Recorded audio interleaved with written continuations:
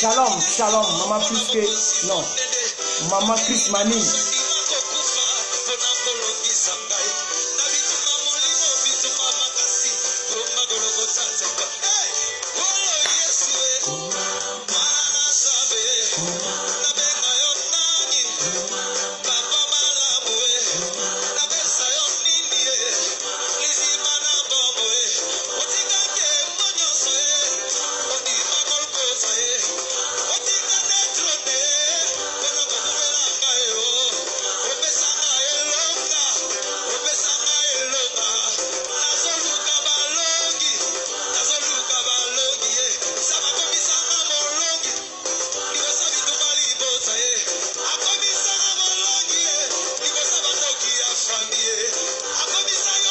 Shalom, Madame Yvonne.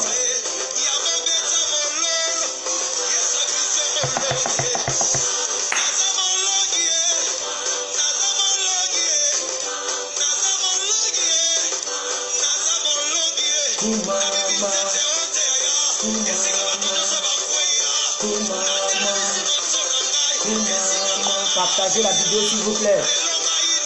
On commence dans 2 minutes. Dans 2 minutes. Partagez la vidéo.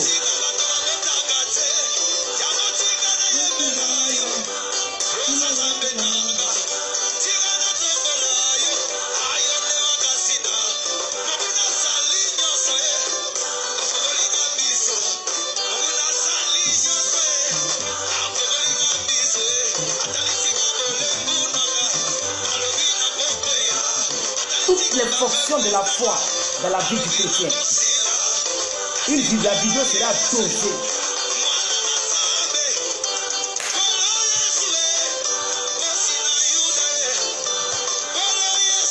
Maman Justine nous dit.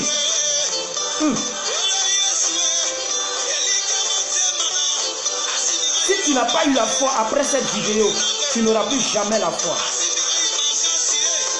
Je vais te présenter les fonctions de la foi. Il est en train de pleuvoir, hein? Mais on va faire la vidéo.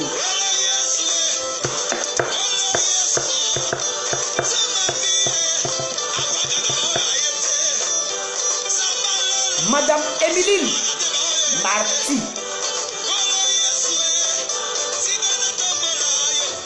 Je ne comprends pas mes chaînes.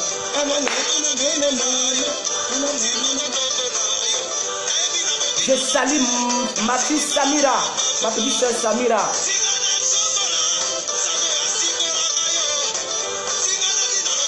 Je salue ma mémé.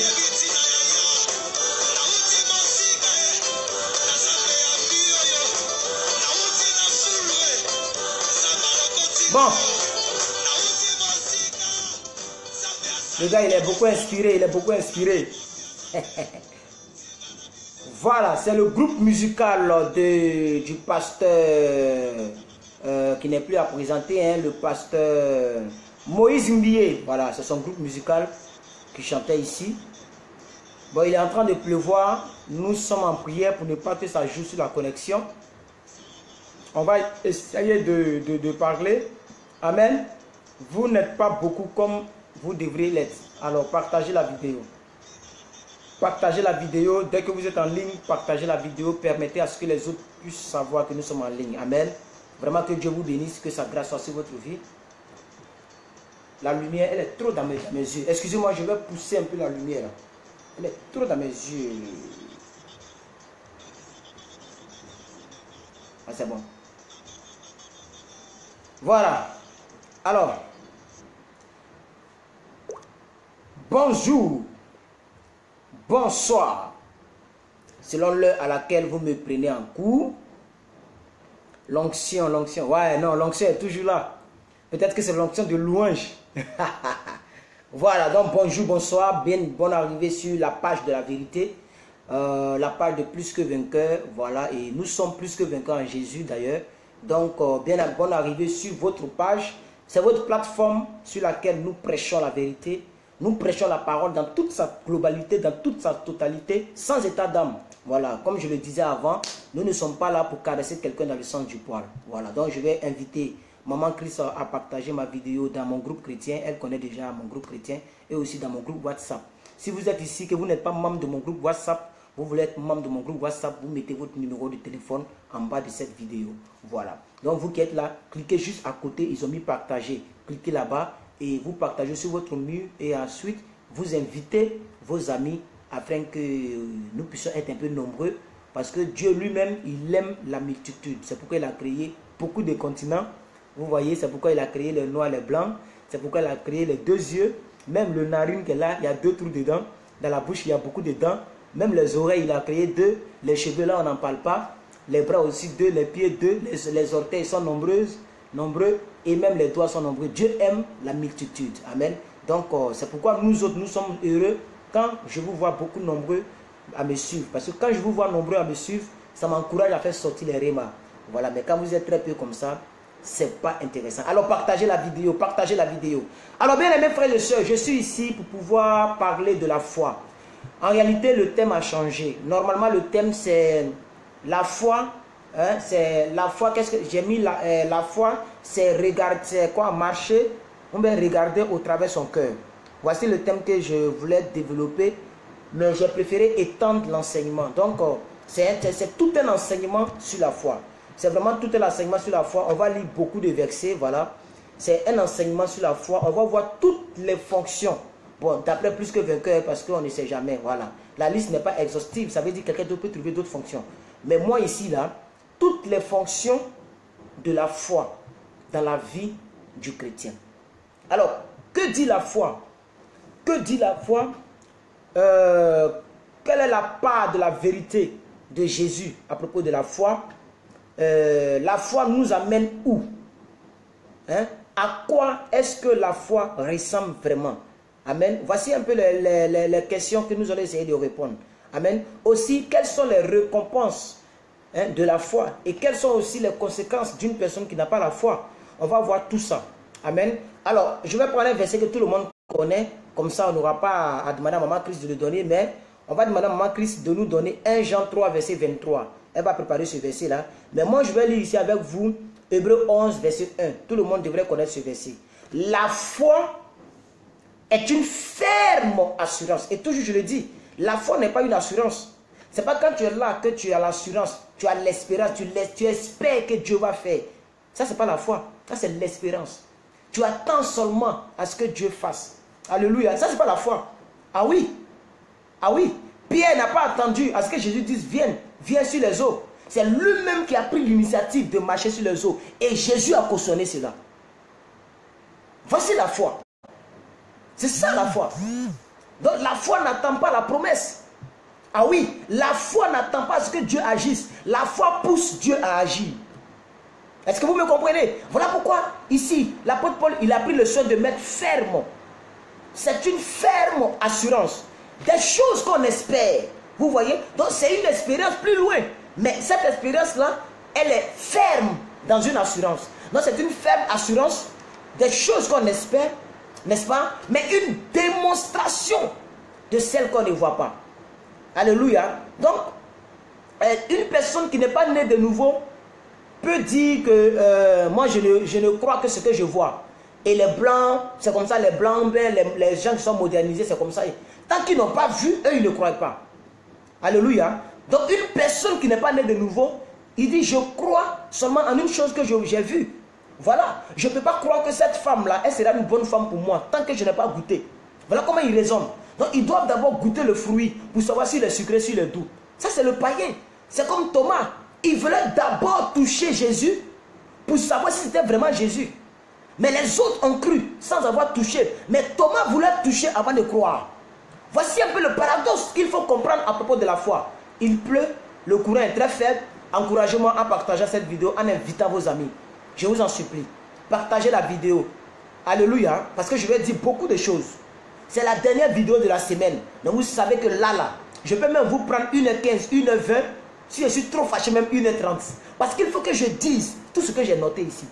Et j'ai noté beaucoup de fonctions de la foi. Là, nous sommes simplement à l'étape de la définition. On n'a pas encore commencé quelque chose. Donc, c'est ce que je vous disais. Donc, c'est celui qui n'est pas né de nouveau, qui veut seulement sortir avec la fille pour savoir si elle fait l'amour, si elle s'est préparée, ou bien si tu entends. Mais quelqu'un qui est né de nouveau, même sans avoir connu la fille, il croit que Dieu ne peut pas lui donner une bénédiction qui va s'exploser entre les mains. Celui qui est né de nouveau, il croit à cette parole qui dit que la bénédiction de Dieu n'est suivie d'aucun chagrin. Donc celui qui est né de nouveau, il n'est pas obligé de toucher pour croire. Il n'est pas obligé d'expérimenter pour croire. Mais il croit sans avoir expérimenté, comme s'il avait déjà expérimenté. C'est pourquoi la Bible dit, celui qui a la foi appelle à l'existence les choses qui n'existaient pas, comme si elles existaient. Voici la foi. Est-ce que vous me comprenez? C'est très important de comprendre cette définition de la foi. Il ne s'agit pas de réciter Hébreux 11. Il faut comprendre.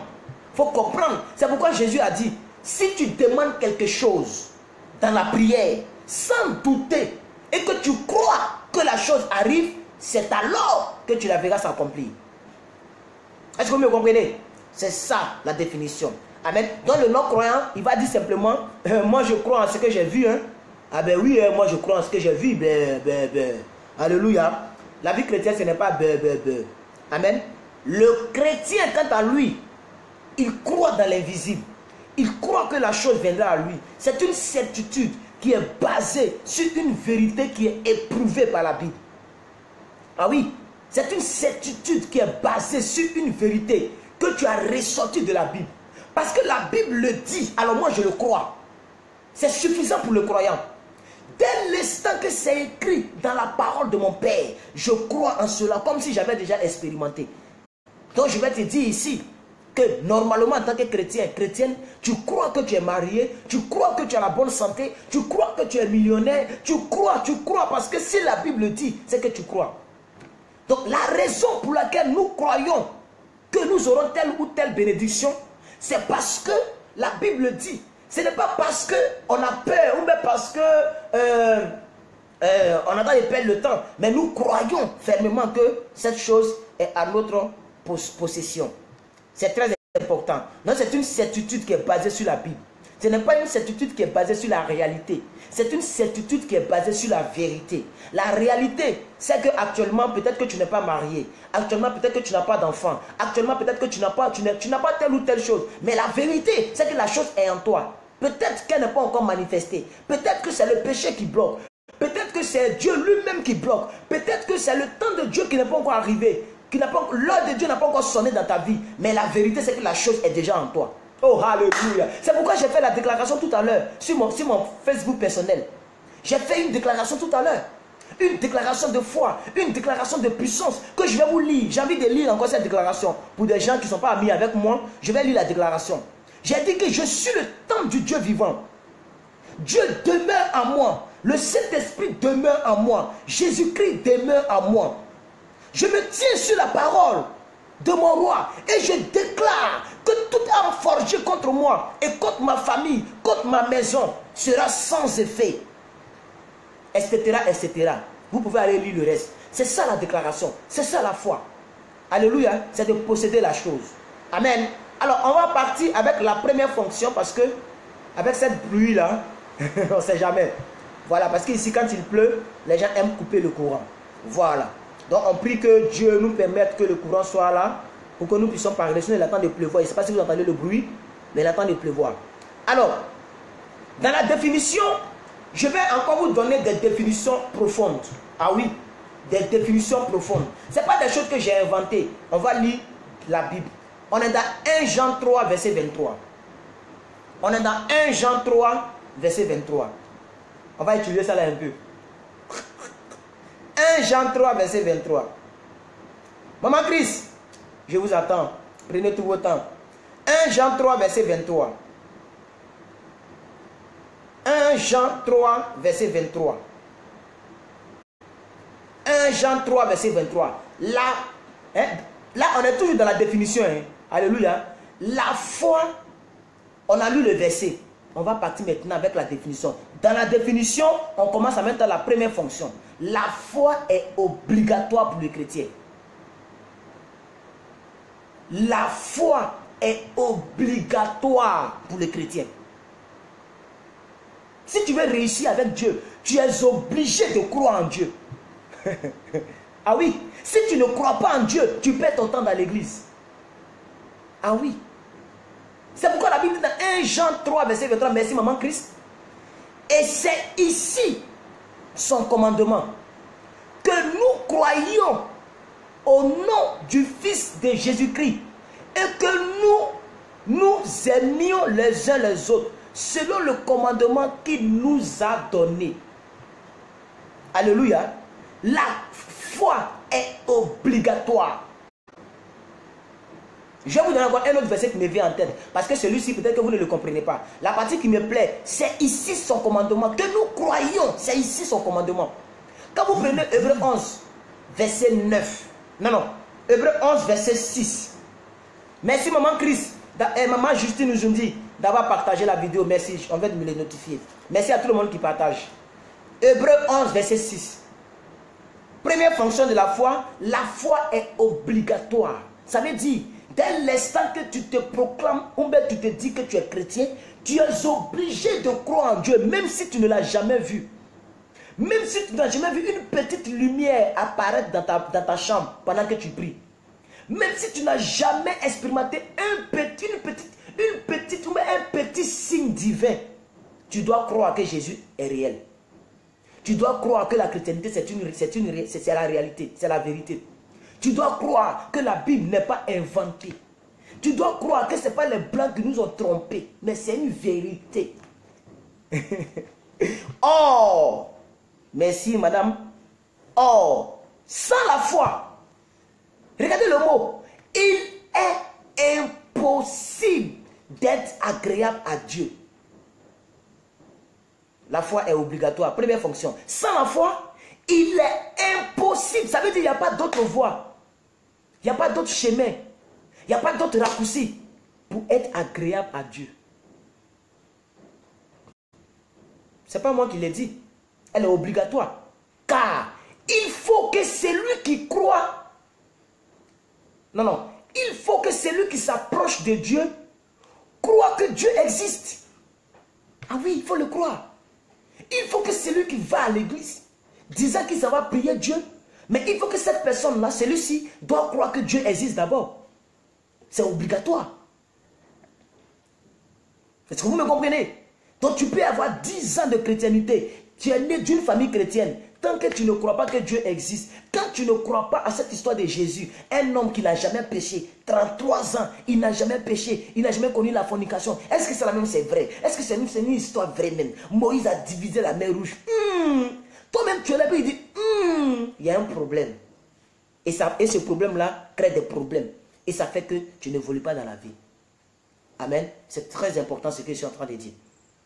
Deuxième fonction, la foi est précieuse.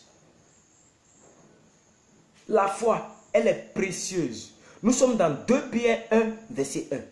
Parce qu'aujourd'hui, là, je veux que la Bible elle-même nous prêche. Donc, j'ai mis un verset dans chaque catégorie. La foi est précieuse.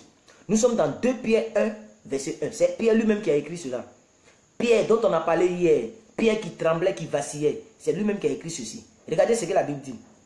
Simon Pierre, pendant que Maman Christ va nous donner le verset, pour vous qui êtes là, je vais essayer d'aller, il y a beaucoup de choses. Simon Pierre, serviteur et apôtre de Jésus-Christ, à ceux qui ont reçu en partage une foi du même prix que que la nôtre par la justice de notre Dieu et du Sauveur Jésus-Christ. Quand vous prenez le verset 6, le verset 7, la Bible dit, votre foi est précieuse. Maman Christ, donnez 1 Pierre 1, verset 7. 1 Pierre 1, verset 7. Votre foi est précieuse que l'or périssable. Regardez, la foi est comparée à de l'or. Et la Bible nous dit que la foi est plus précieuse que l'or. Vous vous imaginez? Vous vous imaginez, bien-aimé? Soit tu crois, soit tu ne crois pas. Est-ce que d'abord même tu crois que la foi est plus précieuse que l'or? Le verset 7 le dit. Le verset 7, 1 Pierre 1, verset 7. Votre foi est plus précieuse que l'or périssable. La Bible nous dit que la foi est plus précieuse que l'or. Alléluia. C'est très important. Il faut le comprendre. Et il faut vraiment le comprendre, bien-aimé. Et il faut l'accepter, il faut le croire.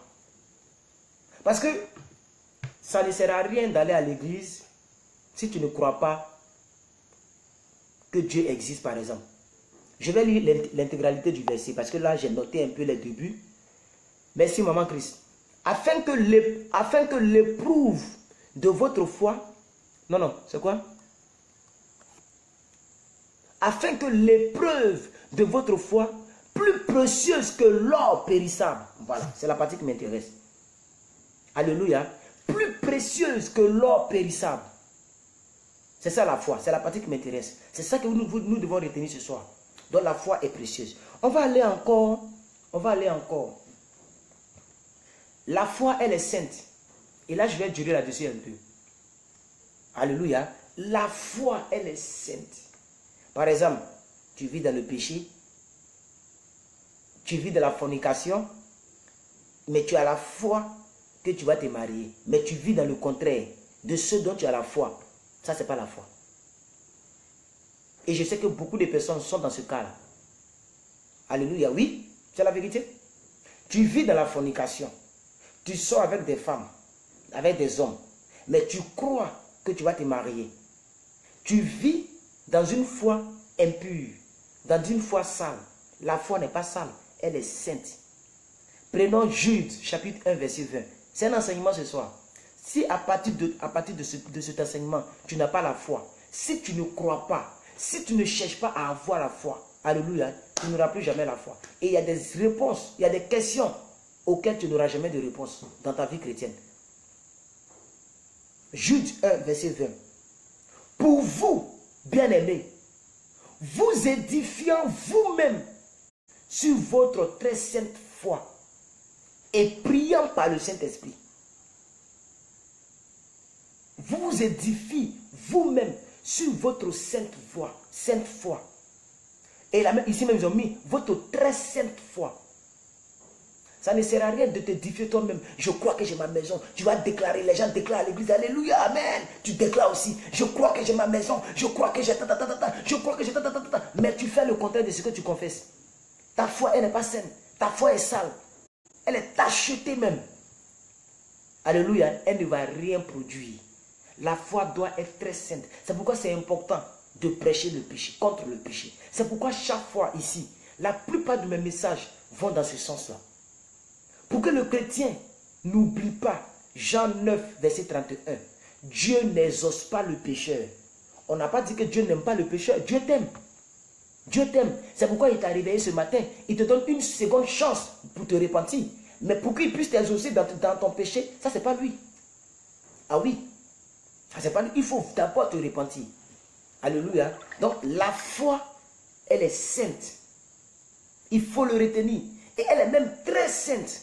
Bien aimé, vous qui êtes dans cette vidéo, je vous exhorte à ne jamais manifester la foi dans l'impureté. Ce n'est pas une foi. J'appelle ça une perte de temps. Tu manifestes la foi dans l'impureté, dans le péché. J'appelle ça une perte de foi. Excusez-moi, la lumière là me frappe trop. Voilà, ça me frappe trop dans les yeux. Excusez-moi. Hein. Voilà, parce que c'est bon. Voilà. Est-ce que vous me comprenez? Ah oui. Donc la foi, elle est très sainte. On va évoluer. On va évoluer.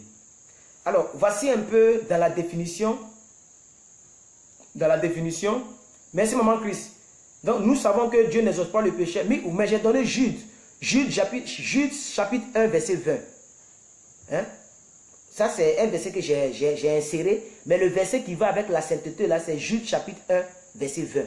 Comme ça, ceux qui vont regarder la rediffusion et ceux qui sont là, si vous pouvez prendre note, prenez note. C'est un enseignement très dosé. Amen. Voilà. Alors, nous devons avoir la foi pour... Hein, on doit avoir la foi en quoi? On doit croire en quoi? Alléluia. La foi doit croire en l'impossible, à l'invisible. Par exemple, j'ai mon Nouveau Testament qui est là, n'est-ce pas? Et puis j'ai la foi que j'ai un Nouveau Testament. Je crois que j'ai un Nouveau Testament. Alléluia. Je sais que j'ai un Nouveau Testament. Mais tu as déjà ça. Alléluia. Ça, c'est plus la foi. Amen. C'est pourquoi Jésus a dit à Thomas, heureux, c'est lui qui croit sans avoir vu. Dès que tu vois, ce n'est plus la foi. Est-ce que vous me comprenez? Donc la foi là, on doit croire en l'invisible. Donc la quatrième ou cinquième fonction de la foi, c'est le fait de croire à l'invisible. La foi te permet de croire à ce que tu n'as pas encore vu. Elle te permet de croire à ce qui n'existe pas encore. C'est pourquoi la Bible dit comme si elle existait. Ça veut dire que ça n'existe pas. C'est pourquoi la Bible dit la foi amène à l'existence des choses. Non, la foi amène à l'existence des choses qui n'existaient pas comme si elles existaient. C'est ce que la Bible dit. Donc la foi doit croire à l'invisible. Alléluia. Tant que tu ne crois pas que tu auras ce que tu n'as pas, c'est pas évident que tu puisses avoir ce que tu n'as pas. Je reprends.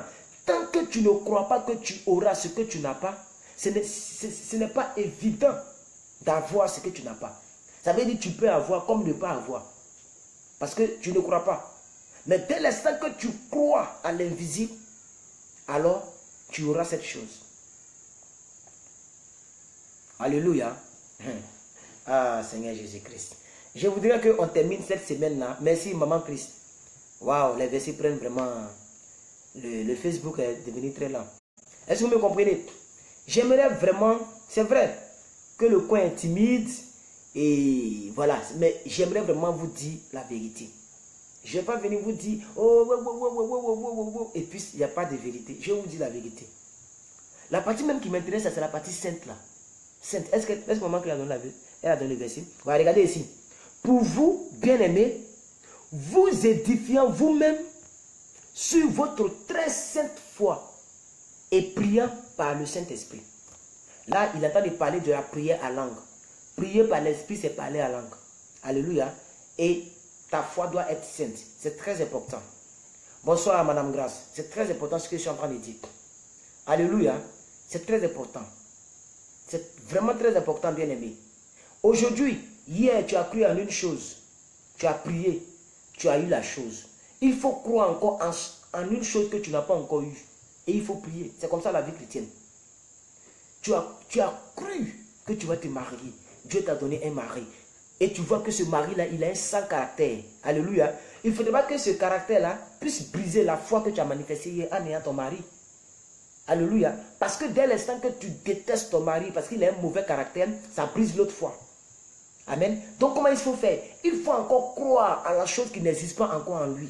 Je crois qu'il a un bon caractère. Je crois que Dieu touche son cœur. Je crois que Dieu touche son cœur. Et tu te mets à prier. C'est comme ça la foi. Elle est évolutive. Donc, vraiment, je vais dire beaucoup de choses dans cette vidéo. Mais je suis un peu perdu parce que vous n'êtes pas beaucoup. Mais je prêche pour ceux qui sont là. Franchement. Parce que j'ai beaucoup d'estime pour vous. Vous aimez la parole de Dieu. Comme c'est le week-end, les gens sont fatigués. Alléluia, c'est très important. Amen. Aussi, nous devons croire, la foi doit croire en quoi? Nous devons croire en Dieu, ça n'y a pas de problème. Vous pouvez prendre Marc 11, verset 22. Marc 11, verset 22, ça n'y a pas de problème. Tout le monde sait ça. On a vu ça plus haut. Il faut croire en Dieu. Il faut croire en Dieu. Alléluia. Tu ne peux pas, même on a vu ça dans Hébreu, que celui qui s'approche de Dieu croit que Dieu existe et qu'il est le rémunérateur de ceux qui le cherchent. On a vu ça. Bien. Alors, on va partir encore. Merci Saint-Esprit de Dieu. La foi croit dans la promesse divine. C'est très important. La foi croit dans les promesses divines. Attendez par promesse divine, tout ce que Dieu a dit dans la parole de Dieu qui nous concerne. Ça, c'est la promesse divine. Dieu dit, nous sommes plus que vainqueurs. Dieu dit, par exemple, la stérile affantera 7 fois. N'est-ce pas? La stérile affantera 7 fois. Dieu a dit beaucoup de promesses. La foi, elle doit croire en ces choses-là. Si ta foi ne croit pas aux promesses divines, aux promesses de la Bible, à ce que Dieu a dit de toi, tu n'auras jamais les choses. Tu n'auras pas. C'est-à-dire, tu seras limité dans la vie. Parce que tu ne crois pas aux promesses. La foi croit aux promesses, bien-aimées. Même, on va aller d'abord dans Jean. Jean chapitre 5, verset 46. Jean chapitre 5, verset 46. Merci, maman Christ. Jésus prit la parole et dit, et leur dit, ayez foi en Dieu. C'est Jésus qui l'a dit. Donc, je vous ai dit que l'une des fonctions de la foi, il faut croire en Dieu. Alléluia. Ah oui, il faut croire en Dieu. Hébreu l'a dit, que c'est lui qui s'approche de Dieu, croit que Dieu existe et qu'il est le rémunérateur. Il est celui qui peut te payer, il peut te récompenser, il peut te bénir, il peut te sauver. Alléluia, gloire à Dieu. Alléluia, gloire à Dieu. Alors, je disais que la foi croit aux promesses divines. Par exemple, on va prendre Romains, on va lire un petit texte. Romains chapitre 4, verset 20 à 21. Romains chapitre 4, verset 20 à 21. Romains chapitre 4, aujourd'hui j'ai le Nouveau Testament en main. Romains chapitre 4, verset 20 à 21. Romains chapitre 4, verset 20 à 21. Dans ce texte-là, il s'agit d'Abraham. Alléluia. Il s'agit d'Abraham. L'apôtre Paul a pris un exemple sur Abraham par rapport aux promesses que Dieu avait faites à Abraham. Ça veut dire l'apôtre Paul lui-même là, il méditait les Écritures. L'apôtre Paul lisait la Bible en un mot. Ah oui. Donc il a pris l'histoire d'Abraham au fond là-bas pour parler de ça dans le Nouveau Testament. Et il a commencé à expliquer aux chrétiens que la foi, elle croit aux promesses de Dieu et non à ce que tu es actuellement. La foi ne croit pas. Ce n'est pas ce que tu es que tu es. Oh oh. Ce n'est pas ce que tu es actuellement que tu es en réalité, en vérité. Donc on dit, merci maman Christ, que Dieu te bénisse. Il ne douta pas. J'aime ça. J'aime la partie là. C'est monté, donc vous lisez là-bas et moi je lis ici. Il ne douta pas. Oh, c'est où ça? Oh oh, qui ne douta pas là? Romains 4, 20 à 21, c'est ça? Voilà. Il ne douta point par incrédulité. Beaucoup de chrétiens sont incrédules. C'est ce qui fait pleurer Jésus. Quand vous prenez Marc chapitre 11, verset 35, la Bible dit Jésus a pleuré. Jésus n'a pas pleuré parce qu'il ne pouvait pas guérir Lazare. Jésus a pleuré parce que le peuple de Dieu était incrédule. Est-ce que vous me comprenez? Donc, bien aimé, tu peux rester là, avoir 30 ans, 40 ans, tu n'es pas marié. Parce que tu es incrédule. Est-ce que tu crois que tu peux être marié à 40 ans? Est-ce que tu crois qu'à 40 ans, quelqu'un peut te draguer pour te dire que tu es la plus belle au monde? C'est ça l'incrédulité. Les gens étaient incrédules parce que Lazare était mort. Donc, parce que tu as 35 ans, tu as 30 ans, tu as telle année, et maintenant, tu regardes. La foi ne croit pas à ce que tu es actuellement. La foi croit à ce que tu seras. La foi croit aux promesses divines. Elle ne croit pas au présent. La foi croit aux promesses divines. Donc ici, l'apôtre Paul nous parle maintenant d'Abraham, qui était vieux. Il a attendu 25 années avant de rentrer dans la promesse de Dieu. Mais nous les chrétiens, on dit on est chrétiens. Lorsque les choses tardent un peu net, on jette éponge. On est découragé. On ne va plus à l'église. D'autres ne viennent plus regarder les directs. Mais tu les vois en ligne, hein, mais elles ne viennent plus regarder les directs. Elles sont découragées. Parce qu'elles pensent qu'en venant dire Amen, Amen, Amen, ça suffit. Écris Amen en commentaire, là, ça suffit. Ça ne suffit pas. Il faut croire qu'à ton âge, Dieu peut te donner telle chose. Il faut croire qu'à ton âge, Dieu peut te donner telle chose. Il faut croire que Dieu n'est jamais en retard. Il faut croire aux promesses de Dieu pour ta vie et non à ce que tu vis. Parce que ce n'est pas ce que tu vis qui compte. C'est ce que tu crois, ce que tu as envie de vivre, c'est ça qui compte. Ce n'est pas ce que tu traverses qui compte, c'est ce que tu as envie de vivre, c'est ça qui compte. Alors, si ce que tu vis est en train de casser ce que tu as envie de vivre, tu perds le temps.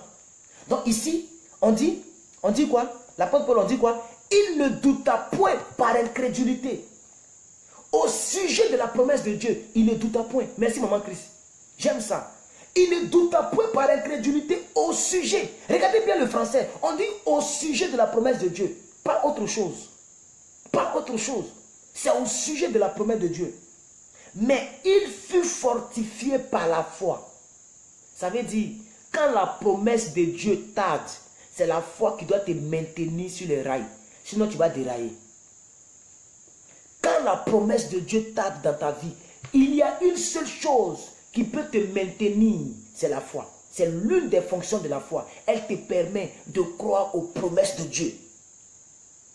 Donc, bien aimé, j'ai l'immense plaisir de t'annoncer que ce que Dieu a dit dans ta vie, là, ça va arriver. Si Dieu avait prévu que tu seras un milliardaire, un millionnaire, une femme heureuse, un homme heureux, ça va arriver. Ce n'est pas parce que tu n'es pas encore ce que Dieu a dit que tu seras, que tu ne seras pas ce que Dieu a dit que tu seras. Ce n'est pas parce qu'Abraham n'avait pas encore enfanté qu'il n'aurait plus jamais enfanté. C'est pourquoi l'apôtre Paul, il prend l'exemple de ce grand monsieur pour nous enseigner dans le Nouveau Testament. C'est pourquoi il dit, il ne douta point par incrédulité, virgule, au sujet de la promesse de Dieu, point virgule. Mais il fut fortifié par la foi, donnant gloire à Dieu et ayant la pleine conviction que ce qu'il a promis peut aussi s'accomplir. Waouh! J'aime ce verset. J'aime ce verset. Il s'est fortifié par la foi. Il renda grâce à Dieu. Il glorifiait le Seigneur. Et ayant la pleine conviction que ce que Dieu a dit à son sujet, ça allait aussi s'accomplir. On ne rend pas grâce à Dieu lorsqu'on pleure. Mais Seigneur, je te bénis. Mais tu pleures de ton échec et puis tu bénis Dieu. C'est comme ça beaucoup prient. Beaucoup prient. Quand vous voyez à l'église les gens qui prient et on dit, oh, elle est émotive, elle est dans l'émotion, waouh, Dieu l'a touchée. Non, elle pleure parce qu'elle a 35 ans, elle n'est pas mariée. Elle est en train de faire son funérail en même temps. C'est comme ça beaucoup prient. Mais lui n'a pas prié comme ça. Hein. Pendant qu'il croyait aux promesses de Dieu et pendant qu'il rendait grâce à Dieu, alléluia, il croyait que ce que Dieu a dit là, ça allait s'accomplir. Il ne priait pas pour pleurer. D'autres pleurent parce qu'elles ont échoué, parce qu'ils ont échoué. Mais quand tu les vois à l'église, ah, la soeur en Christ, là, elle est disposée, la parole l'a touchée. Non, la parole l'a plus blessée. L'incrédulité a eu raison d'elle. Je prie que ça ne soit jamais ton partage au nom de Jésus. Alléluia. C'est très important. Alléluia. Prenons encore un autre verset dans ce contexte-là. Hébreux 11, verset 33. Ah oui, mais vous riez, mais c'est la vérité. Il y a des gens qui prient, ils pleurent parce qu'ils ont échoué dans la vie. Ils ne prient pas. Ils ne sont pas en train de rendre grâce à Dieu parce que Dieu va faire ce que Dieu a dit. Mais ils sont en train de prier, glorifier Dieu. Oh Seigneur, je t'aime. Je t'aime. Toute l'église est calme, pour l'écoute. Je t'aime. Puis toute l'église chante avec elle. J'ai trop expérimenté ça. Je t'aime. Toute l'église, et puis elle pleure maintenant. Elle attend de dire à Dieu, tu ne m'as pas donné mari jusqu'à... J'ai vieilli. Mes trucs là sont tombés. Mes cheveux commencent à quitter. Je commence à avoir des rides. Où est ta promesse? Alléluia. La Bible dit que Abraham, on dit, il n'a pas regardé son âge déjà avancé et sa peau déjà froissée. Il n'a pas regardé ça. Alléluia. Attendez, je vais voir. Il y a une partie qui parle de sa peau là. On parlait de sa peau froissée. Voilà. Maman Christ, donnez le verset 19. Donnez le verset 19, Maman Christ. On va lire le verset 19, vous allez voir. Abraham, regardez ici. On dit quoi? Voilà. Verset 18. Verset 18. Là, vous allez comprendre que ce que je dis là, qui vous fait rire là, c'est la vérité. Abraham là, il était aussi vieux. Regardez ici. On dit, espérant contre toute espérance. Il a espéré jusqu'à il est fatigué. C'est ça on dit espérance. Non, espérant contre toute espérance. Il crut et devint ainsi le père d'un grand nombre de nations. Selon ce qui lui avait été dit, telle sera ta récompense. Regardez le verset 19. Et sans faiblir dans la foi, il ne considéra point déjà son corps usé. On parle d'Abraham, on parle d'Abraham, bien aimés frères et sœurs. On dit, je reprends, il ne considéra point son corps déjà usé, puisqu'il avait près de 100 ans. Et Sarah n'était plus en état de donner un enfant. Il a entendu, il a espéré comme toute espérance. Mais il n'a pas considéré son corps qui était déjà usé. Il n'a pas faibli dans la foi. Considérant son corps déjà usé. Parce qu'il avait 75 années de vie. Et Sarah était trimonoposée. Elle ne pouvait plus faire d'enfant. Mais Abraham continuait de croire. C'est ça. Je ne vais pas trop rester sur ce point-là parce que il y a trop de choses qui m'inspirent sur ce point. La foi croit les promesses divines. Alors, si tu es là que tu ne crois pas aux promesses divines de Dieu, bon, je ne sais pas qu'est-ce qui va s'accomplir. Parce que on reçoit, en Christ, on reçoit ce en quoi on croit. Je reprends, en Christ, on reçoit ce en quoi on croit. Tu vas recevoir ce que tu crois. En Christ, c'est comme ça. La vie est régie des lois. Dans la vie, il y a des lois. Et en Christ aussi, il y a des lois. C'est comme ça. Alléluia. Amen. Alors, on a fini avec ça. On va essayer de partir encore avec une autre fonction. Notre foi en Christ, là, c'est-à-dire maintenant, quand les nouvelles créations, la foi vient de quoi? La foi, c'est un don de Dieu. Amen. La foi provient du don de Dieu. La foi, c'est un don de Dieu. Alléluia. Alors ici, je pense qu'il y a tellement de choses à dire. Je vais aller un peu plus rapidement. Amen. Comme ça, ceux qui peuvent prendre note, vous prenez la phrase, vous mettez le verset, après vous allez méditer. Amen. Donc vous prenez Éphésiens 2, versets 8 à 9. Je vais le lire parce que j'ai tout préparé ici. Mais on va aller un peu plus rapidement. Amen. Éphésiens 2, versets 8 à 9. Bien-aimés chrétiens. Bien-aimés chrétiens, c'est à vous que je parle.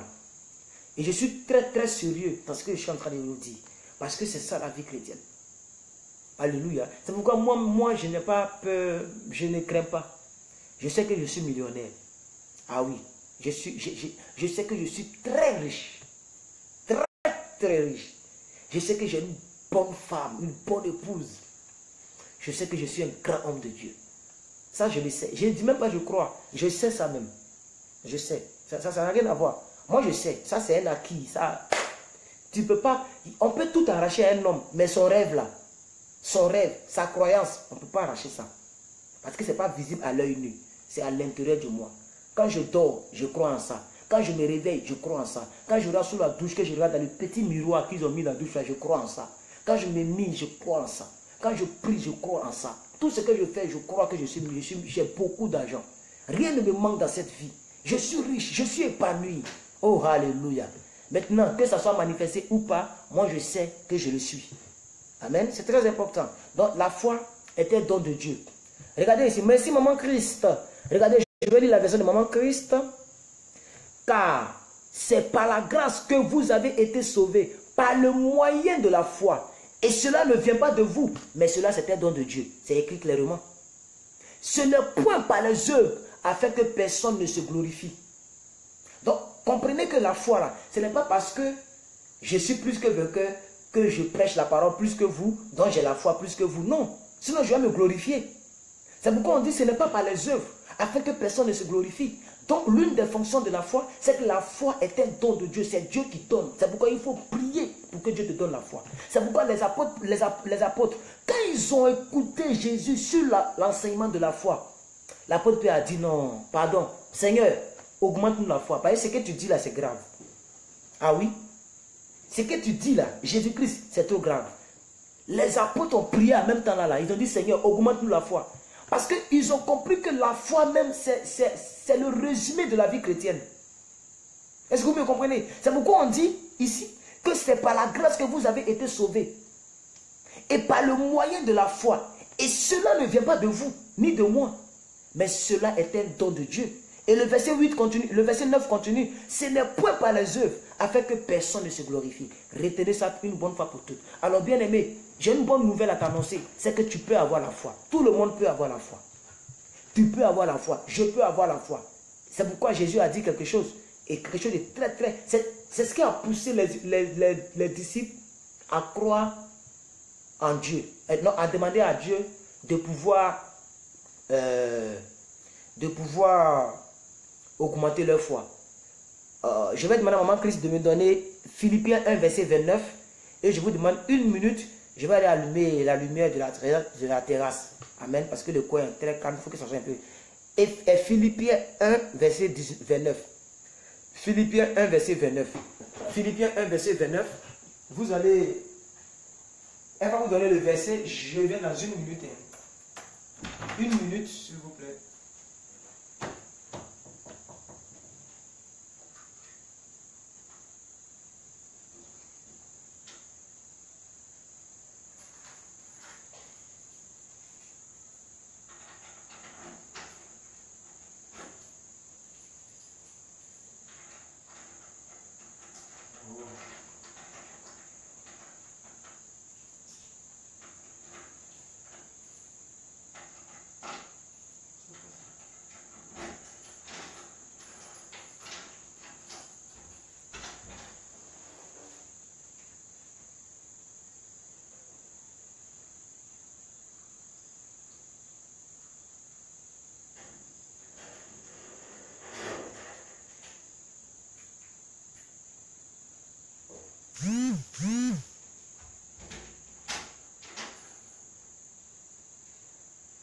Excusez-moi, excusez-moi, je suis là. Excusez-moi. Voilà. Donc, la foi, on a dit quoi? La foi est un don de Dieu. Ça ne vient pas de quelqu'un. C'est pas une propriété privée de quelqu'un. C'est un don de Dieu, n'est-ce pas? Voilà. Donc, vous prenez Philippiens 1, verset 29. La Bible dit quoi? Et cela de la part de Dieu, car il vous a été fait la grâce par rapport à Christ, non seulement de croire en lui, mais encore de souffrir pour lui. Amen. Bon, le premier verset va beaucoup plus avec ce que je voudrais dire. Voilà. Vous pouvez prendre aussi Romains 12, verset 3. La Bible dit, par la grâce qui a été donnée, je dis à chacun de vous de n'avoir pas, c'est-à-dire de ne pas avoir une trop haute opinion de soi-même, mais de revêtir les sentiments modestes selon la mesure de la foi que Dieu a départi à chacun d'entre nous. Romains 12, verset 3. J'aime ce verset. Donc, il ne faut pas avoir une trop haute opinion de toi. Pour dire que non, moi j'ai la foi que Maman Christ. Donc, je suis plus grand que Maman Christ. La foi là, ce n'est pas propriété privée de quelqu'un. Alléluia. Ça veut dire, tout le monde a accès à la foi. Et donc, quand Jésus disait aux disciples, si vous avez la foi comme un grain de sénévé, vous pouvez dire à cette montagne de se déplacer et elle va vous obéir. Il était en train de dire que tout le monde a une mesure de foi en lui. C'est ce qu'il dit, c'est ce que l'apôtre Paul dit ici. Départi, ça a été départi à chacun d'entre nous. Dès que tu es né en Christ, tu as la foi, tu as la foi. Dès que tu es né en Christ, tu as la foi. Dès que tu es chrétien, tu as la foi. Ce n'est pas pour quelqu'un. Amen. Donc, ce n'est pas par les œuvres, ni par les mérites. C'est un don de Dieu. Et ça a été, chacun a reçu sa part. Amen. Maintenant, chacun de nous doit entretenir sa foi. Chacun de nous doit travailler pour que sa foi soit grande. Donc, il y a des gens qui ont une petite foi. Et je vous convie, pour ceux qui veulent encore plus comprendre certaines choses, vous pouvez aller écouter l'une des prédications du pasteur Ivan Castanou. Il a dit comment passer d'une foi faible à une foi forte. Et il a dit beaucoup de choses là-dedans. Mais en tout cas, tout ce que je suis en train de vous dire, ce n'est pas quitter quelque part. Ça, c'est mes propres recherches. Mais vous pouvez aller booster encore. Là, je vous le conseille parce que j'ai écouté il y a très longtemps. Ça m'a beaucoup touché. Donc, c'est ça. Il y a des gens qui ont une petite foi, d'autres qui ont une grande foi, mais d'autres aussi qui ont une foi forte. Donc, ta foi peut être petite, elle peut être grande, elle peut être forte. Quelqu'un peut être grand de taille, mais il n'y a rien dans sa tête. Quelqu'un peut être grand de taille, mais il n'a pas la force. Mais quelqu'un peut être mince, et puis sa tête est chargée. Je ne sais pas si vous comprenez. Voilà. Ce n'est pas parce que le bishop il est gros qu'il est oint. Quelqu'un peut être mince et il est utilisé puissamment par Dieu. Donc c'est comme ça aussi la foi. Amen. C'est pourquoi ici on dit, selon la mesure de foi qui a été départie à chacun. Donc chacun de nous reçoit selon la foi qu'il a. Quelle est ta foi? Quelle est la mesure de la foi qui est en toi? Est-ce que tu entretiens ta foi? As-tu une grande foi? Est-ce que tu pries pour avoir la foi? Est-ce que tu exerces la foi? Tu es chrétien, tu es chrétienne. Que fais-tu de ta foi? C'est comme si on t'a donné un pistolet. Tu es encore habillé, tu vois un braqueur qui veut te tuer. Mais il faut te servir de ton arme. Mais Amen. C'est très important. Alléluia. Et si tu n'as pas tiré sur le voleur, il va tirer sur toi. La vie c'est comme ça. Ah oui, tu n'as pas tiré sur lui, ton adversaire. C'est lui qui va tirer. Parce que chacun est armé. Chacun est armé. Alléluia. Donc si tu n'utilises pas ta foi, Satan va utiliser son doute. Alléluia. Si tu ne veux pas utiliser ta foi pour te maintenir dans les vicissitudes, c'est-à-dire les événements heureux ou malheureux qui vont t'arriver, si tu n'utilises pas ta foi, Satan, lui, il est prêt. Il va utiliser son doute pour venir te confondre. Alléluia. Donc la vie, c'est comme ça. La vie est un mouvement. Mettons-nous en mouvement chrétien. Mets-toi en mouvement. Crois en ton Dieu. Crois en ton Dieu. Le ciel n'est pas contre toi. Alléluia. Quand il pleut partout. Comme il attend de pleuvoir actuellement. Quand il fait chaud partout. Bien-aimé, exerce ta foi. Arrête d'être tiède. Arrête d'être moins. Comme le disait Feu Kakou Sévérin. Les chrétiens sont coachotons. Les chrétiens pleurent. Au lieu de prier, tu pleures. Dieu n'exauce pas les pleurs. Dieu n'a jamais exaucé Anne dans les pleurs. C'est lorsque Anne a fait un vœu. Quand Anne a dit, si tu me donnes Samuel, moi je te le consacre comme ton serviteur. C'est là Dieu a dit, ah. Et le prophète est sorti de nulle part. Le prophète Élie, il est sorti de nulle part. Et le prophète a prophétisé. À cette même époque, tu auras un enfant. Donc si tu perds ton temps en train de pleurer, des gens qui vous voient Dieu. Et les Européens, je n'ai jamais compris. Des gens qui vous voient Dieu. C'est ça qui va intimider Dieu. Des gens qui choquent. Tu étais en Afrique ici. Tu es parti en Europe là. Jésus a eu affaire. Tu vas choquer dans son oreille. Saint-Esprit, s'il vous plaît. Saint-Esprit, ça ne va pas. Oh mon frère, je suis venu ici. Vous savez, ici avec la vie d'ici, on est tout en train de courir. Tu n'as rien dit encore. Tu n'as rien dit. Ça là, c'est pas prière. Dieu n'entend même pas ça. C'est pas parce que tu es maintenant dans le froid, tu es parti en France, que tu vas devenir tiède. Comme là-bas c'est glacé, tous les chrétiens sont glacés. C'est pathétique, mais il faut qu'on le dise. Il faut vraiment qu'on le dise. Amen. Voilà. Des gens qui étaient ici, qui étaient chauds, quand ils arrivent, ils sont morts. Mais quand c'est le péché, là, ils sont chauds dans le péché. Pays là, c'est pour les blancs, c'est pas pour nous, c'est pour les blancs. C'est pour les blancs. En tout cas, moi, même si je me mets quelque part, je vais toujours parler comme je parle là. Et je suis ivoirien. Mon français, il est dur. Il n'y a pas de chocolat dedans. Faut pas qu'on on va tromper, blaguer Dieu. On ne caresse pas Dieu. Faut pas chatouiller Dieu. Il ne va jamais rire. Il n'a pas le temps. Pendant que tu cherches à le chatouiller, quelqu'un cherche à le bousculer pour qu'il le bénisse. Donc pendant que tu es là, Saint-Esprit, quelqu'un parle là, ricotara, baba, bébé. Oh Père, la Bible dit tant, Seigneur, je te prie, exauce-moi, je proclame que je suis plus que vainqueur, je crois en toi, Saint-Esprit, peu importe les situations, je sais que j'ai la vie divine, cette maladie ce n'est pas pour la mort, je sais que mon corps est le temple du Saint-Esprit. Maintenant tu es là, non, c'est-à-dire que à cause du froid, on porte les pantalons, ça ne dépend pas de nous, hein, tu sais, ici on court tout le temps, on n'a pas le temps, hein. Faut pas avoir le temps, faut pas avoir le temps. Comme tu vas vivre 300 ans, vas-y, faut chercher euro, va chercher euro à $1, faut pas prier, faut chercher euro à $1. Amen, on va avancer parce que là, la pluie là commence à faire des affaires. On va avancer. Amen. Voilà. Alors, la foi est un don de l'esprit. Voilà. C'est un don de Dieu, on a démontré ça. Mais c'est aussi un don de l'esprit. Je vais demander à notre star, la star de ma page, Maman Chris Manim, de me donner 1 Corinthiens Corinthiens 12, verset 9. 1 Corinthiens 12, verset 9. Pour vous, peuple de Dieu. 1 Corinthiens 12, verset 9. Amen.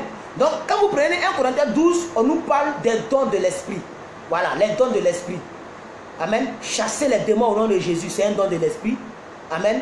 Si vous lisez 1 Corinthiens 12, vous allez voir, à chacun, telle personne peut prêcher, l'autre peut parler en langue, l'autre peut faire ça. Et puis on met toujours par le même esprit, par le même esprit, par le même esprit. Parmi ces dons de l'esprit, les 9 dons de l'esprit, si vous ne savez pas, il y a 9 dons de l'esprit. Les 9 dons de l'esprit, là, la foi est inclue. La foi est là-dedans. La foi fait partie des 9 dons. Donc on dit quoi? À chacun, à un autre, la foi par le même esprit, à un autre, le don des guérisons par le même esprit. Donc ça veut dire que la foi est un don de l'esprit. Nous croyons en Dieu et l'Esprit Saint nous donne cette foi et nous exerçons cette foi en guérissant les malades, en ressuscitant les morts, en appelant à l'existence les choses qui n'existaient pas, en croyant à l'impossible. Alléluia. C'est très important ce que je suis en train de dire. Amen. Amen. C'est très important. Alors, le chrétien doit aussi, la foi provient de la prédication de la parole. Ah oui, ça il faut le dire. La foi provient de la prédication de la parole. Merci maman Christ pour le verset. 1 Corinthiens 12 verset 9. À un autre la foi par le même esprit. Donc la foi est un don de l'esprit. Parce que c'est par le même esprit que la foi nous a été donnée. Donc c'est un don de Dieu, c'est un don de l'esprit. Il faut le retenir. Amen.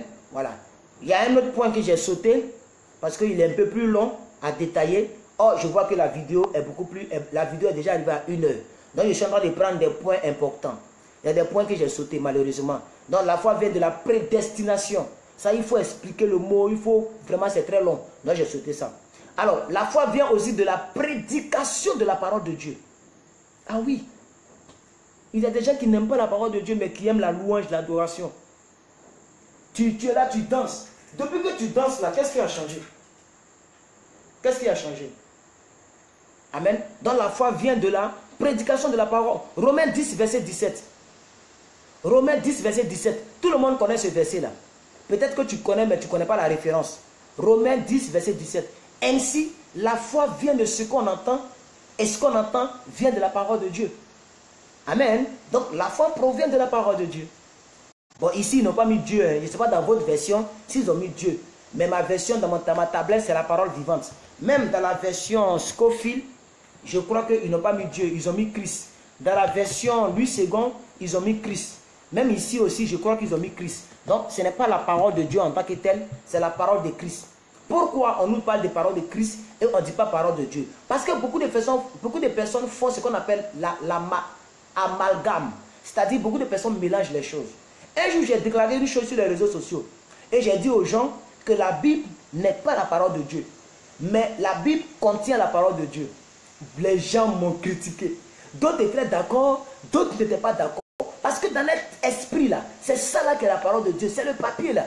C'est ça la Bible, c'est ça là qui est la parole de Dieu. Donc ils vont écarter ça, ils vont mettre sur les cheveux, aux cheveux de leur lit, ils vont mettre dans leur cuisine, ils vont mettre dans leur douche, croyant que comme il y a beaucoup de Bibles chez lui, alors chez lui est protégé. Tu penses que le nombre de Bibles que tu as là, ça signifie le nombre de puissance de Dieu en toi?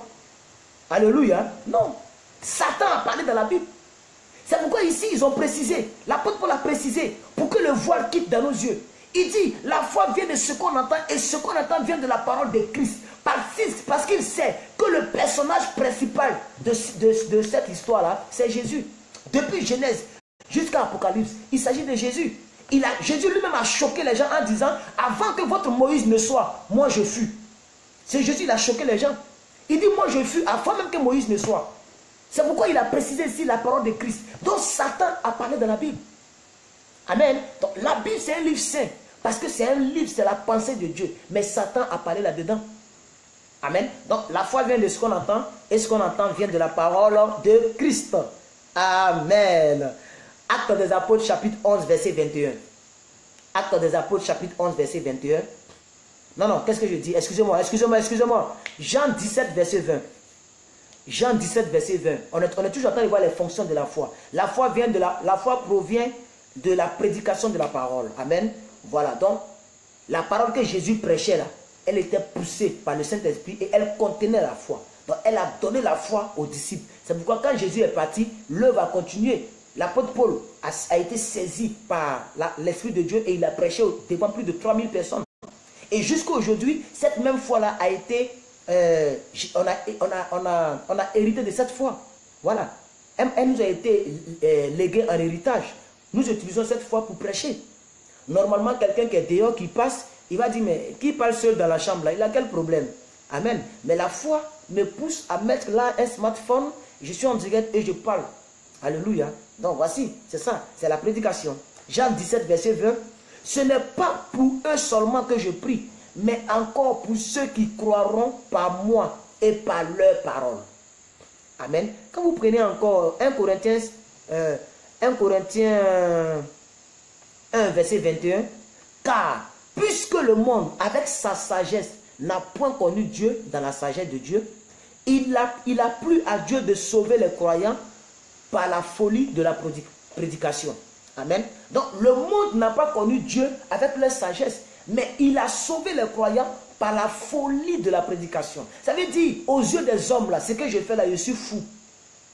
Je parle d'un Dieu que je n'ai jamais vu. Et puis regardez comment est-ce que je suis concentré. Regardez comment je parle à gorge déployée. Et je m'en fous de qui peut m'écouter derrière ma maison. Et je parle avec une vie. Je parle avec envie. Je suis content dans une chose que je n'ai jamais vue. Devant le monde, là, c'est la folie. C'est ce que Jésus attend de dire ici.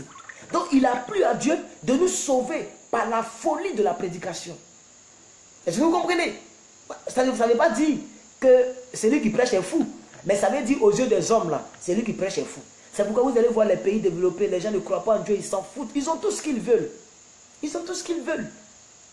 C'est eux-mêmes qui ont envoyé la religion chrétienne en Afrique, mais c'est eux qui sont les plus pires parmi ceux qui le croient. Les plus athées, c'est là-bas.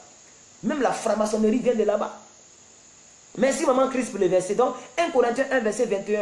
Car, puisque le monde, virgule, avec sa sagesse, virgule, n'a pas connu Dieu dans la sagesse de Dieu, il a plu à Dieu de sauver les croyants par la folie de la prédication. Voilà.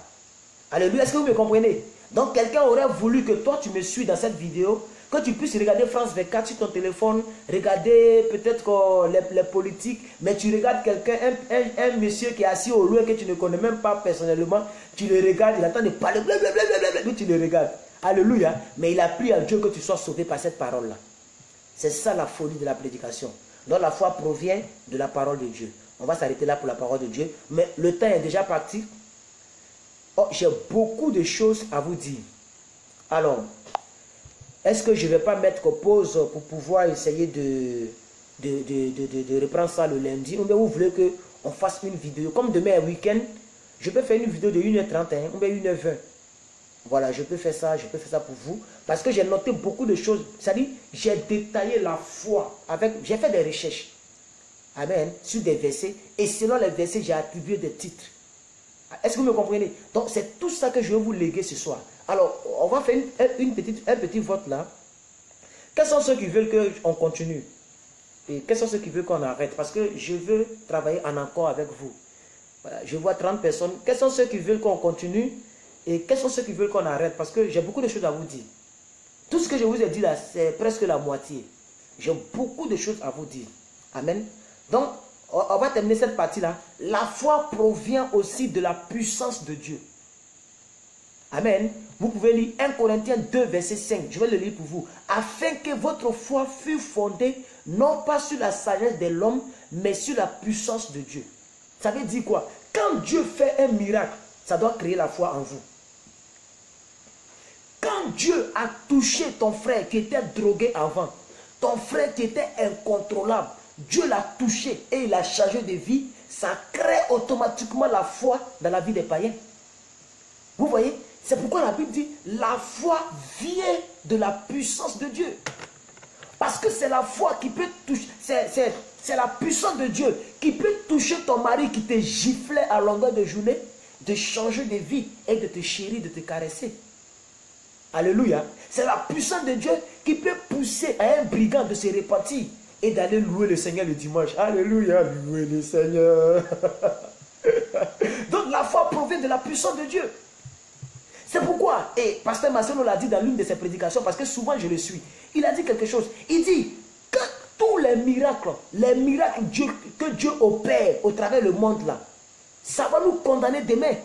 Parce que si tu t'es amusé que tu t'en vas en enfer, Dieu va dire, mais tu n'avais pas vu les miracles que j'ai fait. Tu n'as pas vu que Jésus a guéri le fou de Gadara. Tu n'as pas vu que ta soeur, elle était chrétienne. Tu n'as pas vu que telle personne a été guérie. Ça n'a pas créé la foi pour que tu puisses me suivre. Tu avais besoin de me voir vis-à-vis. Tu n'as pas vu ma puissance de Dieu à l'œuvre. Est-ce que vous comprenez? C'est très important ce que je suis en train de dire. Donc la puissance de Dieu devait créer la foi dans la vie du chrétien. Je sais que vous avez déjà entendu au moins un témoignage où Dieu s'est manifesté. Comme le pasteur Jonas, qui était un ancien sataniste, qui a rendu un témoignage qui est versé sur YouTube. Quand tu écoutes le témoignage, mais tu as peur. Mais un tel homme-là, personne n'a délivré cet homme. C'est Dieu qui l'a délivré. Et il est devenu pasteur. Alléluia. Je n'ai pas encore vu un marabout qui... Les marabouts travaillent ensemble. Tu t'en vas le voir. Ils t'ont lancé un sort par exemple. Tu n'enfantes pas. Tu vas voir un marabout. Ils vont jouer le coup. Comme s'il va te guérir, il va te faire tout. Il n'y a rien. Tu es toujours la même personne. C'est Dieu seul qui guérit. Amen. Donc la foi provient de la puissance de Dieu. Je vais vous donner encore un autre verset. Parce que j'ai vu tout le monde de manière unanime. Tout le monde a dit que de continuer. Alors je vais continuer. Mais vous aussi, partagez la vidéo. Vous êtes 30, 29, 27. Bon, partagez la vidéo. Amen. Voilà. Partagez la vidéo sur votre mur. Pour que ça puisse faire du bien à quelqu'un. Donc peut-être qu'aujourd'hui, ça sera ma plus longue vidéo de toutes mes vidéos. Parce que je vais durer un peu. On va aller jusqu'à peut-être à 1h30. Amen. Je veux dire beaucoup de choses ce soir. Comme ça, demain, samedi, tu pourras reprendre la vidéo, prendre ton cahier. Et puis tu vas noter pas à pas avec les versets. Comme ça, quand tu pries, tu vas savoir comment prier concernant la foi. Alors, la foi provient de la puissance de Dieu. Voici un autre verset qui atteste cela. Actes des Apôtres 11, verset 21. Actes des Apôtres 11, verset 21. Acte 11, verset 21. La main du Seigneur était avec eux. Et un grand nombre de personnes crurent. Un grand nombre de personnes crurent en Dieu. Parce que la main du Seigneur était avec les disciples. L'église primitive. Et un grand nombre de personnes se sont converties au Seigneur. Vous voyez? Donc la puissance de Dieu a créé la foi dans la vie de ceux qui étaient en train de regarder. Amen. Donc la foi provient de la puissance de Dieu. Je peux vous donner encore un autre verset très rapidement. Actes chapitre 16, verset 14. Je lis pour vous. Je lis pour vous.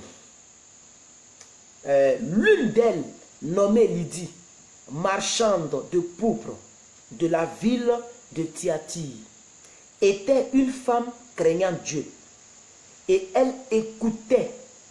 Le Seigneur lui ouvrit le cœur pour qu'elle fût attentive à ce que disait l'apôtre Paul. Puis, elle fut sauvée et baptisée. Voilà. Quand le Saint-Esprit, ça veut dire la puissance de Dieu est entrée dans cette femme-là, cette marchande-là, et la puissance a fait que ses yeux ont été ouverts et qu'elle a écouté l'apôtre Paul. Elle a été baptisée, elle a été sauvée. Amen. Donc la foi provient de la foi de Dieu. Alors bien aimé, je vais mettre une petite pause. Et je vais vous demander d'inviter, de partager la vidéo. Comme le dit Maman Christ, voilà, vous voyez ce qu'elle a mis. Invitez, partagez la vidéo. J'ai vraiment envie de voir beaucoup de personnes. Ça me fera très plaisir parce que c'est un enseignement très dosé. Amen. Alors, une autre chose sur la foi, parce que c'est presque une conférence sur la foi. C'est une conférence. Et on est à la fin du week-end. Donc on va... La foi, il y a une fausse foi et une vraie foi. La fausse foi, c'est lorsque tu as la foi dans le péché. Tu pêches, mais tu as la foi. Je l'ai dit plus haut pour ceux qui viennent d'arriver. Hein? On a vu cette fonction de la foi là. La foi est sainte. On a lu des versets qui attestaient cela. Amen. Elle est sainte. Donc ça veut dire quand tu es dans le péché, que tu manifestes la foi, elle sera sans effet. C'est-à-dire toi ta foi là, ça n'aura pas d'effet. Donc c'est une fausse foi. Parce qu'une foi véritable doit produire les miracles. Une foi véritable doit produire des fruits. Merci Maman Christ pour les versets. Donc il y a une fausse foi et une foi authentique. Ce qui m'intéresse ici, bien sûr, vous l'aurez deviné, c'est une foi authentique. La vraie foi. Comment on doit déterminer comment on doit avoir cette vraie foi, comment on doit l'avoir.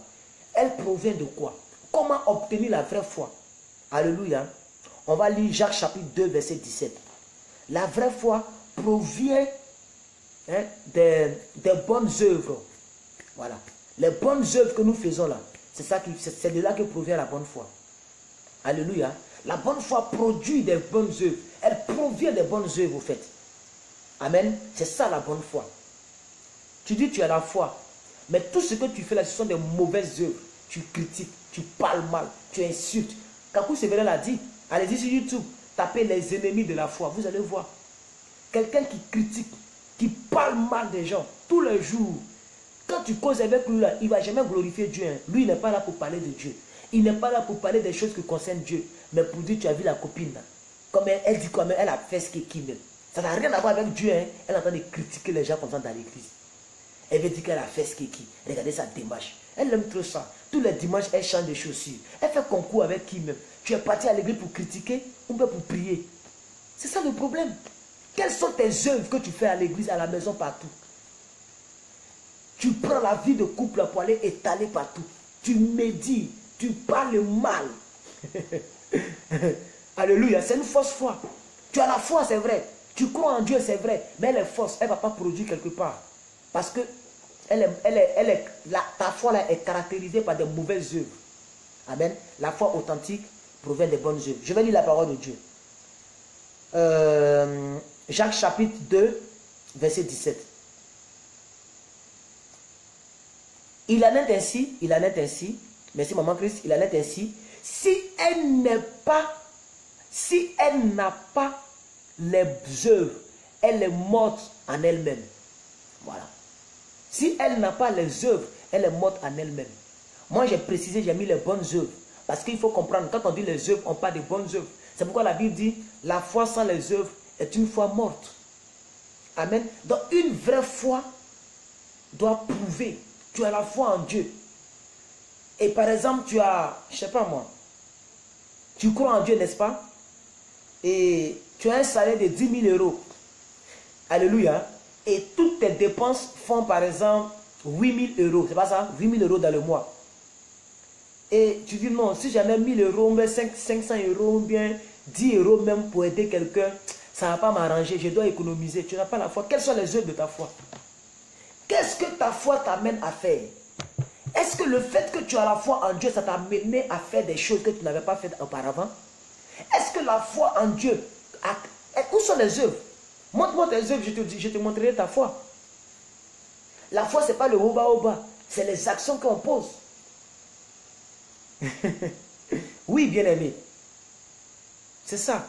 La foi, c'est les œuvres. Tu vivais, par exemple, hier, de maquis en maquis, de boîte de nuit en boîte de nuit. Ta foi que tu as là, ça doit te pousser à ne plus vivre de boîte de nuit en boîte de nuit. C'est là les œuvres. Donc, elle produit de bonnes œuvres. Elle provient des bonnes œuvres. Amen. C'est très important. Vous pouvez lire le verset 22 et le verset 26 du même chapitre. Verset 22 et le verset 26 à la maison. Quand vous prenez 1 Corinthiens 1, verset 3, j'ai beaucoup de versets pour vous. Hein. J'ai fait beaucoup de recherches. La Bible dit, maman Christ, 1 Thessaloniciens 1, verset 3. 1 Thessaloniciens 1, verset 3, la Bible dit, nous rappelant sans cesse l'œuvre de votre foi. Nous rappelant sans cesse l'œuvre de votre foi, le travail de votre amour et la fermeté de votre espérance. Voici, parce qu'on a lu dans Hébreux 11, la foi est une ferme assurance. Donc ici, là, tu dois prouver la fermeté de ton assurance et le travail de ton amour en Dieu. Amen. Donc, nous rappelant sans cesse l'œuvre de votre foi, virgule, le travail de votre charité, de votre amour, et la fermeté de votre espérance en notre Seigneur Jésus-Christ, devant Dieu le Père. Amen. Très important. Alléluia. L'une des fonctions de la foi, on a dit qu'elle produit de bonnes œuvres. L'une des fonctions de la foi encore, je ne sais plus c'est quelle fonction, mais l'une des fonctions de la foi, elle obéit à Dieu. C'est 30e, je suis C'est 30e fonction que je vais donner. 30e fonction depuis que j'ai commencé la vidéo. 1h15, voilà. 30e fonction. Je vais faire 1h30 et je vais m'arrêter là. Donc, la foi obéit à Dieu. Romains 1, verset 5. La foi obéit à Dieu. Si tu dis que tu as foi en Dieu, tu crois en Dieu, Dieu t'a parlé, il faut obéir. Rappelez-vous le langage, le message que j'ai prêché. Comprendre le langage de Dieu. Rappelez-vous. Il faut obéir à Dieu. Dieu a dit à Moïse, par le rocher, il a frappé. Il n'a pas obéi. Ça, ce n'est pas l'obéissance. Tu as fait ce que tu voulais faire. Non, la foi obéit à Dieu. Merci au nom de Christ. Est-ce que vous comprenez? La foi obéit à Dieu. Donc, tout à l'heure, on a vu ici que on a lu 1 Thessaloniciens, ça c'est dans l'autre, les bonnes œuvres. Amen. Nous rappelant sans cesse l'œuvre de votre foi, virgule, le travail de votre charité et la fermeté de votre espérance. Voilà, ça c'est l'autre côté. Mais maintenant, on est dans l'obéissance. On est dans Romains 1, verset 5. Amen. On dit pour qui nous avons reçu la grâce et l'apostolat, c'est-à-dire l'appel de Dieu, l'apostolat, pour amener en son nom à l'obéissance de la foi tous les païens. Voilà, tous les païens. À l'obéissance de la foi. Amen. Voilà. Donc, c'est pour amener à chacun l'obéissance de la foi par l'amour, par la charité. Non. Pour tous les païens, c'est ça? Voilà. Donc, bien aimé, on va passer un peu là-dessus. Donc, la foi obéit à Dieu. Une autre chose, la foi agit par amour. Vous pouvez lire Galates 5, verset 6. Galates chapitre 5, verset 6. La foi obéit, agit par amour. La foi agit par amour.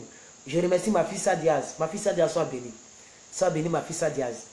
Amen. À 1h30, je vais arrêter, ok? La foi agit par amour. Amen. Galates 5, verset 6.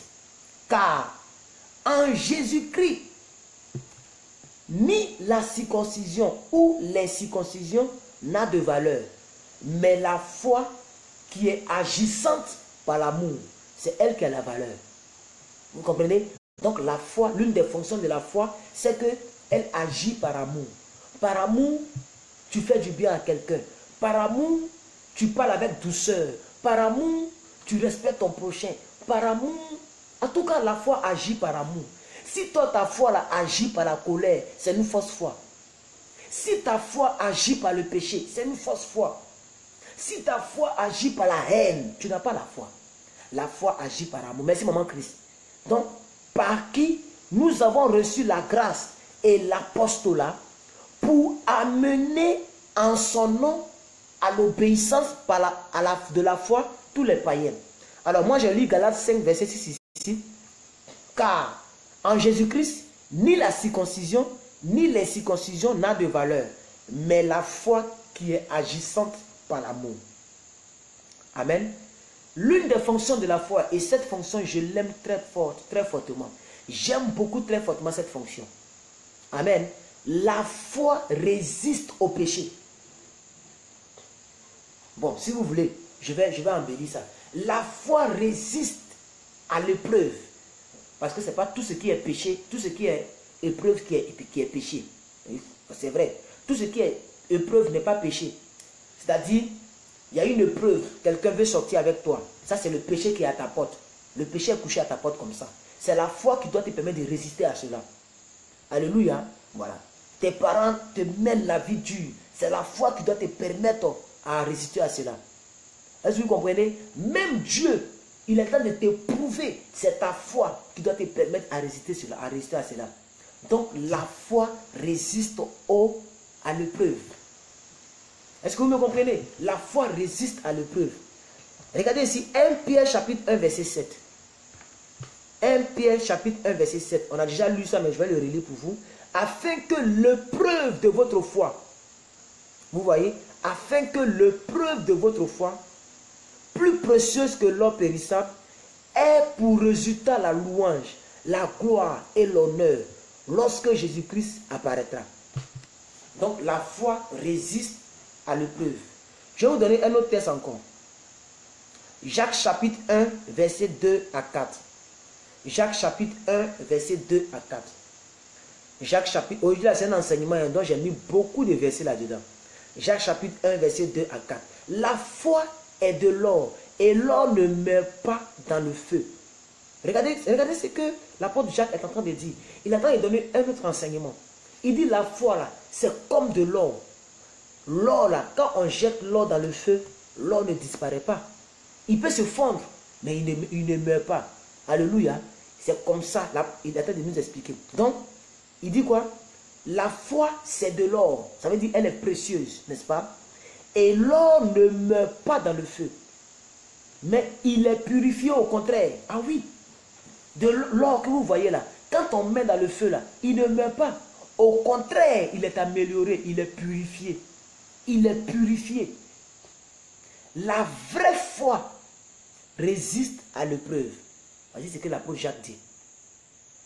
Amen. Donc ça veut dire, si tu es éprouvé, alléluia, c'est comme si Dieu veut t'améliorer. C'est ce qu'il est en train de dire de la foi.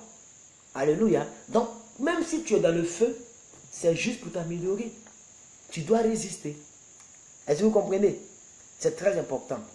Alors, ça fait combien de temps? Alors, on ne pourra pas finir tout ce que j'ai noté. On ne pourra pas finir. Mais je vais m'arrêter là pour aujourd'hui. Je vais m'arrêter là parce que moi, j'aime pas trop faire de longues vidéos. Quand les vidéos sont trop longues, ça fatigue les gens.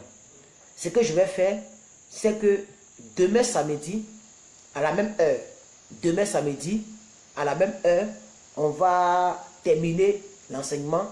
Et puis, voilà, chacun va vaquer à ses occupations dans la journée. Mais samedi soir, même si vous êtes fatigué, je vous donne rendez-vous sur cette page. Venez, je vais terminer avec vous. Est-ce que vous êtes d'accord avec moi? Amen. On va s'arrêter là pour aujourd'hui. Je ne veux pas faire une très longue vidéo. J'aime pas quand les vidéos sont très longues. Un jour, j'ai cliqué sur une vidéo, le gars, il a fait 2h52. Waouh! Il dit, waouh, il est fort. Ça embrouille un peu les esprits. Vous voyez que depuis que j'ai fait, on a lu beaucoup de versets, on a dit beaucoup de choses. Quand c'est comme ça, tu ne retiens pas trop. Vous comprenez un peu? C'est pourquoi moi, j'aime faire des vidéos de 1h05, 1h10. Comme ça, l'idée principale est restée. Vous avez retenu quelque chose. Le but, c'est maintenant le courant est devenu fort. C'est maintenant le courant est devenu fort. Le but de mes messages ici, c'est que vous puissiez dormir avec quelque chose. Ce n'est pas que je puisse avoir beaucoup de j'aime, beaucoup de vues et beaucoup de partages. Parce que le problème, c'est que plus tu dis, plus les gens viennent seulement. D'autres viennent, d'autres s'en vont, d'autres viennent, d'autres s'en vont. Ça augmente le nombre de vues, ça augmente le nombre de partages et puis le nombre de personnes qui puissent j'aime. Moi, je ne suis pas là pour ça. Ça, c'est trop enfantin. Je suis là pour laisser un message. Comme ça, quand tu dors, tu retiens quelque chose. Alors, j'ai cité beaucoup de fonctions, mais j'ai vu que ça devient beaucoup trop. Et moi, j'aime pas ça. Mon but, c'est que la parole demeure en vous. Rappelez-vous du message d'hier. Mon but, moi, d'Adjé, c'est que la parole soit permanente. Elle soit vivante. Afin de régénérer des bénédictions en vous. Voici mon but. C'est pourquoi je vais arrêter. En tout cas, pour des personnes qui auraient voulu que je continue, je vous demande pardon, mais personnellement, et avec le Saint-Esprit qui est en moi, nous vous demandons pardon, nous voulons arrêter. Amen. Pour ne pas que ça soit trop long. Voilà. Alors, demain, je vais parler de beaucoup de choses. Hein. Voilà, je vais parler de beaucoup de choses. Donc, venez. On va parler de la conversion, du salut, de la vie éternelle, le repos éternel dans les cieux, le pardon des péchés. Tout ça, c'est la foi. Hein. La justification, la paix avec la foi, l'adoption dans sa famille même, la communication avec le Saint-Esprit, la sanctification, l'édification, l'obtention des promesses, la persévérance divine, l'éloge et la récompense divine. Amen. La dégradation en Dieu. Alléluia. Le rejet par Dieu. Alléluia. L'entretien par soi-même. Alléluia. Le fait de tuer son péché. Amen. Le fait d'être jeté en enfer. L'espoir, la joie, la confiance, l'assurance, la vie en Christ, la victoire sur le monde, la victoire sur le diable, l'établissement spirituel, le positionnement. Alléluia. La foi te permet de marcher, de prier, de dominer. Et il y a trop de choses en réserve pour vous. Je vous donne rendez-vous demain à la même heure. Que Dieu vous bénisse. Voilà, merci madame, félicité, c'est ça même. Demain à 20h, pour ceux qui sont en Europe, à 18h pour les Africains et à 19h pour ceux qui sont au Cameroun. Alors merci à tout le monde, ma soeur Adeline, maman Chris, maman Justine, fils Abraham, Sarah, vous tous, ma fille Sadias, madame Prunelle de Dieu, ah madame Prunelle de Dieu, madame Marlène Kedi, merci à tout le monde, merci, merci, merci, merci, merci. Merci, beaucoup sont partis, hein, mais je vois 26 personnes, 26 personnes. Muriel Divine, Marco Dieu Juste, voilà. Merci à vous tous, je vous dis au revoir et je vous souhaite bon week-end pour demain, bon week-end. Bon week-end, bon week-end. Maman Pauline Simo, restez bénis. Bon week-end, que mon Dieu vous bénisse. Demain, on va continuer sur la foi. Comme ça, vous aurez une large vision sur ce que c'est que la foi. C'est très important. Retenez simplement que la foi, c'est le christianisme. Ah oui, la foi, c'est le christianisme. Il n'y a pas de demi-mesure. La foi, c'est le christianisme. Madame Mathilde, Madame Guillaume, merci. Bon, merci à tout le monde. Que Dieu vous bénisse abondamment. Bon week-end, à demain, bye bye. Pardonnez, j'ai annulé parce que je vais prier pour la fin. Donc j'ai cliqué sur terminer, mais je viens d'annuler. Seigneur, mon âme te bénit, mon âme t'exalte pour cette parole. Bénis la vie de toute personne ayant entendu cette parole. Père, nous avons dit beaucoup de choses. Je prie que ton esprit permette que chaque personne retienne la partie qui la concerne.